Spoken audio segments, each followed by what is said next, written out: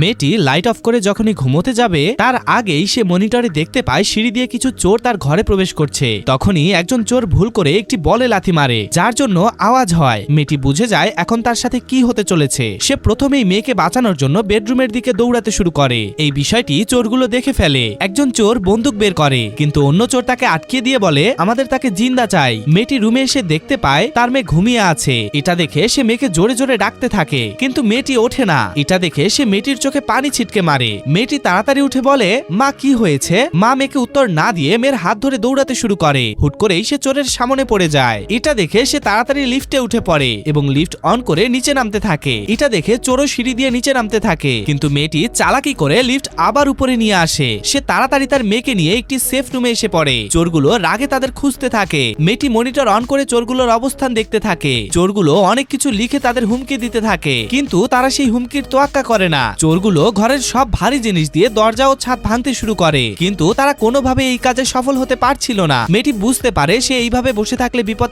আরো বাড়বে। এই কারণে সে নিজের জীবনের ঝুঁকি নিয়ে নিজের রুমে মোবাইল নিতে যায়। সবকিছুই ঠিক ছিল। মোবাইল নেওয়ার সময় হুট করে একটি বাল্ব নিচে পড়ে যায়, যার জন্য অনেক শব্দ হয়। এটা দেখে চোরগুলো তার পিছু নিতে শুরু করে। এটা দেখে মেয়েটি দৌড়াতে শুরু করে। সে দৌড়াতে দৌড়াতে সেই রুমে পৌঁছে দরজা বন্ধ করে দেয়। সে তাড়াতাড়ি ফোন দিয়ে পুলিশকে বিস্তারিত বলে। অল্প কিছুক্ষণের মধ্যেই তার বাড়িতে পুলিশ প্রবেশ করে। পুলিশগুলো চোরগুলোকে ধরে ফেলে এবং মা ও মেয়ে দুইজনই বেঁচে যায়।